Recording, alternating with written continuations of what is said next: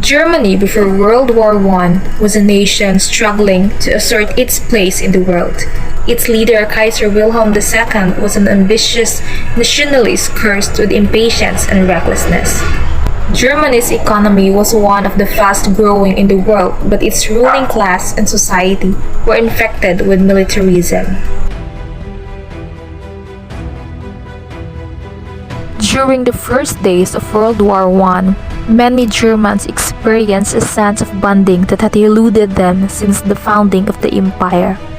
Differences of class, religion, and politics seemed to disappear as Germans flocked to their city centers to show their enthusiastic support for the impending conflict. Overwhelmingly, the parties, including the Social Democrats, voted for war credits. The euphoria of the early days masked Germany's dangerous situation. The Triple Entente commanded the seas, had more than twice the population of Germany and Austria-Hungary, and had access to the world's natural resources through their empires and close contact with the United States.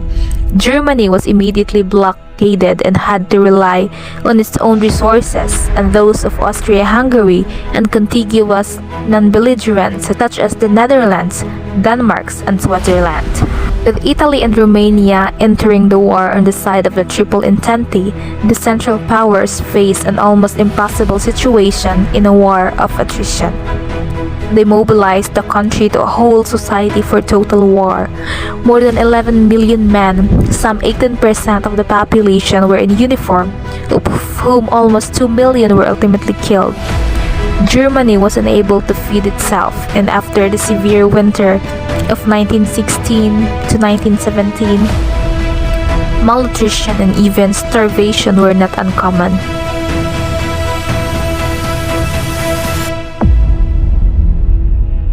At the end of World War I, Germany could hardly recognize their country. Up to 3 million Germans, including 15% of its men, had been killed. Germany had been forced to become a republic instead of a monarchy, and its citizens were humiliated by their nation's bitter loss. Even more humiliating were the terms of Germany's surrender. World War I's victors blamed Germany for beginning the war, committing horrific atrocities and upending European peace with secretive treaties. But most embarrassing of all was the punitive peace treaty Germany had been forced to sign. The Treaty of Versailles didn't just blame Germany for the war. It demanded financial restitutions for the whole thing, to the tune of 132 billion gold marks, or about $269 billion today.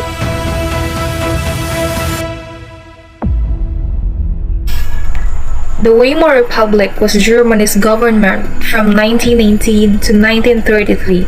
It was named after the town of Weimar where Germany's new government was formed by a national assembly after Kaiser Wilhelm II abdicated. Before the Nazis took control of the Reichstag in 1933, around 6 million Germans were unemployed. The German economy was in total collapse. Germany had no international credit rating and was almost bankrupt from World War reparations payments.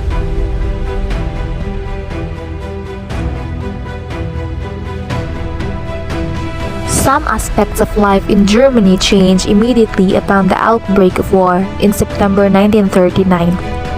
Others changed more slowly. Germany did not fully mobilize at first.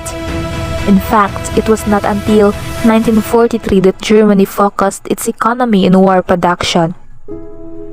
Nazi policy was not to burden the people on the home front because they feared domestic unrest, something the Nazis believed had led to Germany's capitulation in 1918. For most Germans, life during the early stages of the war was reasonably comfortable.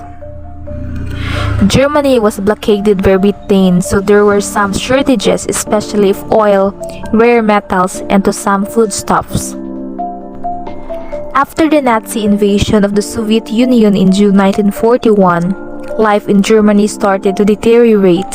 The supply of raw materials dried up, and there would be a delay before arrangement could be made but to plunder the Soviet Union on any meaningful scale.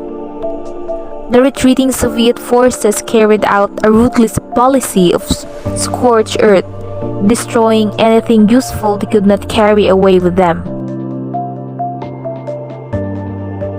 The situation in Germany after World War II was dire. Millions of Germans were homeless from Allied bombing campaigns that razed entire cities. And millions more Germans living in Poland and East Prussia became refugees when the Soviet Union expelled them. With the German economy and government in shambles, the Allies concluded that Germany needed to be occupied after the war to assure a peaceful transition to a post-Nazi state. After the Potsdam Conference, Germany was divided into 4 occupied zones: Great Britain in the northwest, France in the southwest, the United States in the south, and the Soviet Union in the east. Berlin, the capital city situated in Soviet territory, was also divided into 4 occupied zones.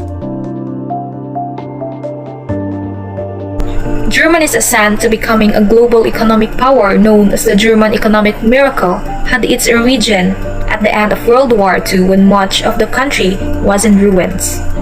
Allied forces had attacked or bombed large parts of its infrastructure. In short, Germany was a ruined state facing an incredible bleak future. But by 1989, when the Berlin Wall fell and Germany was once again reunited, it was the envy of most of the world. Germany had the 3rd biggest economy in the world, trailing only Japan and the United States in terms of gross domestic product. It is understandable why many would proclaim Germany's rebirth to be an economic miracle. But how did Germany accomplish such a feat? Perhaps the most important person in Germany's stunning rebirth was Walter Eucken, the son of a Nobel Prize winner in literature. He began to develop his economic theories, which is known as the social free market or the liberalism. Eucken's ideas were firmly rooted in the camp of free market capitalism, while also allowing a role for government involvement to ensure that this system worked for as many people as possible. Erhard, a World War I veteran who attended business school, was a largely under-the-radar figure who worked as a researcher for an organization that focused on the economics of the restaurant industry. But in 1944, with the Nazi Party still in firm control of Germany, Erhard daringly wrote an essay discussing Germany's financial position, which assumed that the Nazis lost the war.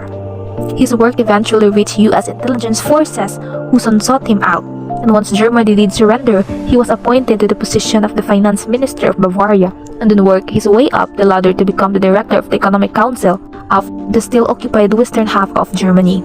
Also adding to Germany's rebirth was the European Recovery Program, better known as the Marshall Plan, crafted by U.S. Secretary of State George Marshall. This act saw the United States giving more than $15 billion to European nations affected by World War II, with a large chunk of this money going to Germany. Germany's government system is a federal republic. The chief of state is the president and the head of government is the chancellor.